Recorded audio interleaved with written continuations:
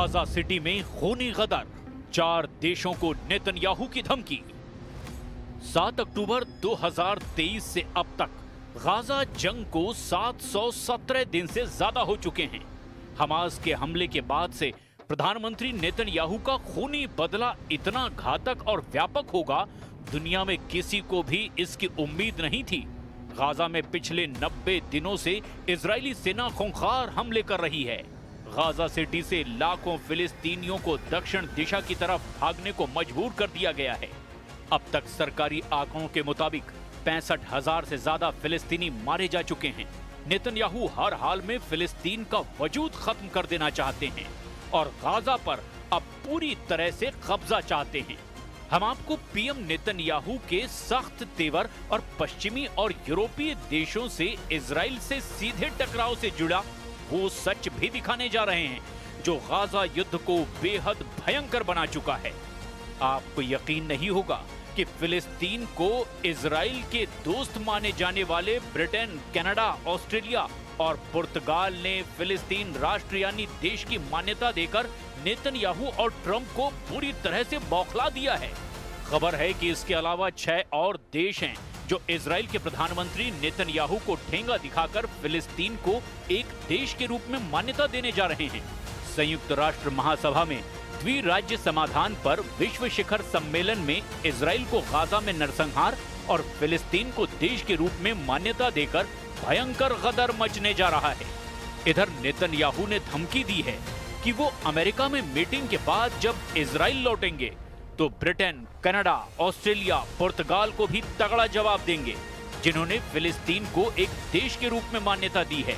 तो चलिए देखते हैं कि गाजा में आखिर इस वक्त क्या चल रहा है और नेतन्याहू के लिए फिलिस्तीन एक देश के रूप में कैसे नासूर बनता जा रहा है।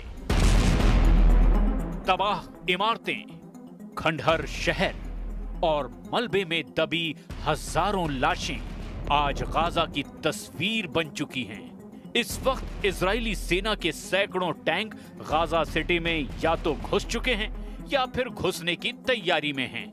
लाखों फिलिस्तीनी गाजा सिटी को छोड़कर दक्षिण दिशा की तरफ भागने को मजबूर हो चुके हैं। समंदर किनारे मीलों लंबा सफर तेज धूप में फिलिस्तीनी कर रहे हैं। उस पर भी इजरायली हवाई हमलों ने गाजा सिटी के चीथड़े उड़ा दिए हैं। लगभग 65% ऊंची इमारतें तबाह हो चुकी हैं। 2 साल से युद्ध में जूझ रहा गाजा इजरायली हमलों के चलते खंडहर में तब्दील हो चुका है, साथ ही अकाल से जूझ रहा है। फिलिस्तीनी अधिकारियों ने बताया कि इजरायली सेना ने 22 सितंबर को जॉर्डन अस्पताल को खाली करने का आदेश दिया है। इजराइल पर हमास के खूनी और बेरहम हमले की सजा पूरा गाजा भुगत रहा है। तस्वीरें देखकर पूरी दुनिया में इजराइल के खिलाफ सवाल खड़े होने लगे। इजराइल के दोस्त और हमदर्द माने जाने वाले 4 देशों ने फिलिस्तीन को एक देश के रूप में मान्यता देकर अब नेतन्याहू के होश उड़ा दिए हैं। नेतन्याहू ने इन 4 देशों को सीधी धमकी दी है। जरा देखिए वो 4 देश कौन हैं जो इजराइल के खिलाफ फिलिस्तीन को एक राष्ट्र के रूप में मान्यता दे चुके हैं।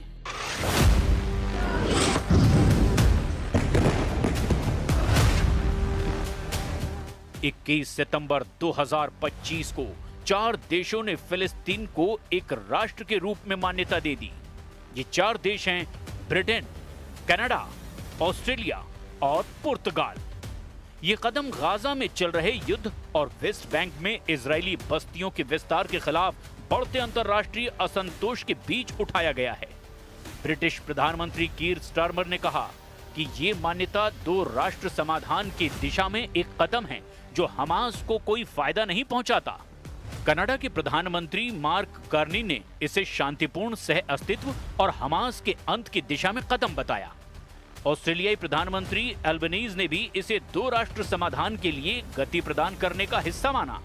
पुर्तगाल ने कहा कि फिलिस्तीन को देश की मान्यता देना फिलिस्तीनियों का वो अधिकार है जिसे कोई रोक नहीं सकता। ब्रिटेन, कनाडा, पुर्तगाल और ऑस्ट्रेलिया ने औपचारिक रूप से फिलिस्तीन राज्य को मान्यता दे दी है। इसके अलावा 6 और देश फ्रांस, बेल्जियम, लग्जमबर्ग, माल्टा, सैन मैरिनो और अंडोरा भी फिलिस्तीनियों को एक राष्ट्र की मान्यता देने की कोशिश में लगा हुआ है। हैरानी की बात तो यह है कि यह कदम संयुक्त राष्ट्र महासभा की बैठक से पहले ही उठाया गया है। फिलिस्तीन को देश की मान्यता देने के लिए होने वाली संयुक्त राष्ट्र महासभा की बैठक से पहले इजराइल ने भी बड़ी कार्रवाई की है। इजरायली सेना ने गाजा सिटी अस्पताल को खाली कराया है। वहीं इटली के यूनियनों ने गाजा के लोगों के प्रति समर्थन दिखाते हुए 24 घंटे की हड़ताल का ऐलान कर दिया है। इसके चलते इटली से इजराइल जा रही विस्फोटकों की खेप को रोक दिया गया। इधर प्रधानमंत्री बेंजामिन नेतन्याहू ने ब्रिटेन, कनाडा, ऑस्ट्रेलिया और पुर्तगाल से दो टूक कह दिया है कि वो आतंक को इनाम दे रहे हैं, लेकिन उन्होंने फिलिस्तीनी राज्य के वजूद की किसी भी संभावना को लेकर अपनी नीति स्पष्ट कर दी है और कहा है कि हमारी धरती के बीचों बीच एक टेरर स्टेट को थोपने की कोशिश का पुरजोर जवाब दिया जाएगा। प्रधानमंत्री बेंजामिन नेतन्याहू इस ऐलान से गुस्से में हैं। नेतन्याहू ने कहा कि मुझे बस अमेरिका से लौटने दो, फिर मैं आपको दिखाता हूं फिलिस्तीन कभी भी एक देश नहीं बन पाएगा। उन्होंने साफ साफ कहा कि मेरे पास आपके लिए एक और संदेश है, ऐसा नहीं होने वाला। जॉर्डन नदी के पश्चिम में कोई फिलिस्तीनी राज्य नहीं होगा।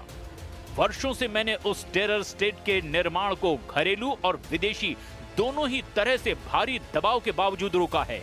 हमने ये दृढ़ संकल्प और चतुर कूटनीति के साथ किया है। नेतन्याहू ने यह भी कहा कि इसके अलावा हमने यहूदिया और समरिया में यहूदियों की संख्या दोगुनी कर दी है और हम इसी राह पर आगे भी चलते रहेंगे।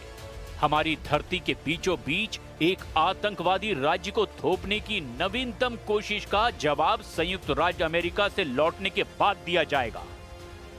नेतन्याहू का ये संदेश, या फिर अगर यूं कहें कि ये धमकी इसीलिए अहम है क्योंकि ब्रिटेन, कनाडा, पुर्तगाल और ऑस्ट्रेलिया पारंपरिक रूप से इजराइल के सहयोगी रहे हैं, लेकिन अब ये देश फिलिस्तीनियों के कब्जे वाले क्षेत्र से एक स्वतंत्र मातृभूमि स्थापित करने के लक्ष्य का समर्थन करने वाले 140 से ज्यादा दूसरे देशों के साथ शामिल हो गए हैं और माना जा रहा है कि संयुक्त राष्ट्र महासभा की बैठक में इस मुद्दे पर गर्मा गर्म बहस हो सकती है। יש לי מסר ברור לאותם מנהיגים שמכירים במדינה פלסטינית לאחר הטבח הנורא ב7 באוקטובר. אתם מעניקים פרס עצום לטרור. ויש לי מסר נוסף עבורכם. זה לא יהיה. לא תקום מדינה פלסטינית ממערב לירדן. במשך שנים אני מנעתי את הקמתה של מדינת טרור זו מול לחצים אדירים, גם מבית וגם מן החוץ. עשינו זאת בנחישות ועשינו זאת בתבונה מדינית. לא כל שכן. הכפלנו את ההתיישבות היהודית ביהודה ושומרון ונמשיך בדרך זו. המענה לניסיון האחרון לכפות עלינו מדינת טרור בלב ארצנו, המענה הזה יינתן לאחר שובי מארצות הברית.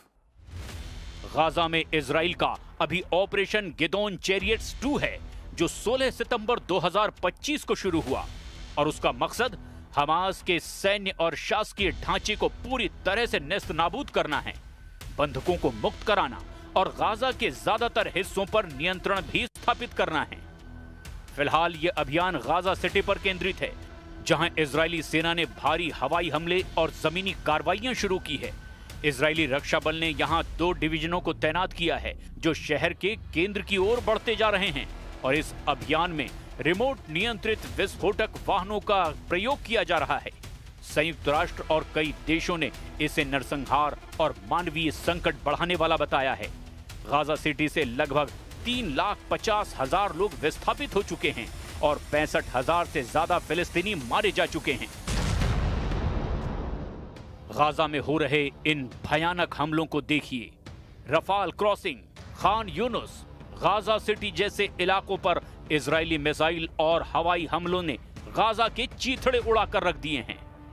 धमाकों में उड़ती इमारतें, जलता हुआ मलबा और बदहवास भागते फिलिस्तीनी अब जंग के ऐसे दौर में घिर गए हैं जहां उनके बचने का बस एक ही रास्ता बचा है। जान बचानी है तो गाजा से भागो। इजराइल के प्रधानमंत्री नेतन्याहू ने 2 टूक कह दिया है कि जब तक गाजा पर इजराइल का पूरा कब्जा नहीं हो जाएगा, तब तक इजरायली सेना इसी तरह से गाजा में मौजूद हमास के ठिकानों पर हमले करती रहेगी। नेतन्याहू ने लगभग 48 घंटे पहले गाजा में फिलिस्तीनियों को चेतावनी देते हुए दो टूक कहा था कि गाजा के वो इलाके पूरी तरह से खाली कर दो जहां पर इजराइल कब्जा करने जा रहा है। नेतन्याहू के इस आदेश के बाद से इजरायली सेना ने जिस तरह से मिसाइल और फाइटर जेट से हमले किए हैं, इजरायली सेना ने पूरे गाजा में कोहराम मचा दिया है। जरा देखिए इजराइल के ताजा हमलों में गाजा को कितना घातक नुकसान हुआ है। فجأة قالوا بدنا نقصف ضيعونا الناس في الشوارع عيط وين تروح الناس تفضل وين الناس تروح معي يا عمي احنا عزل ما لناش دعوة يا عمي بحدا احنا عزل مدنيين معي। अब ऐसे हालात में देखना ये होगा कि पीएम नेतन्याहू गाजा सिटी को कैसे पूरी तरह से खाली करवाते हैं, क्योंकि यूएन में इजराइल के खिलाफ उन्हीं के दोस्तों ने अब मोर्चा खोल दिया है।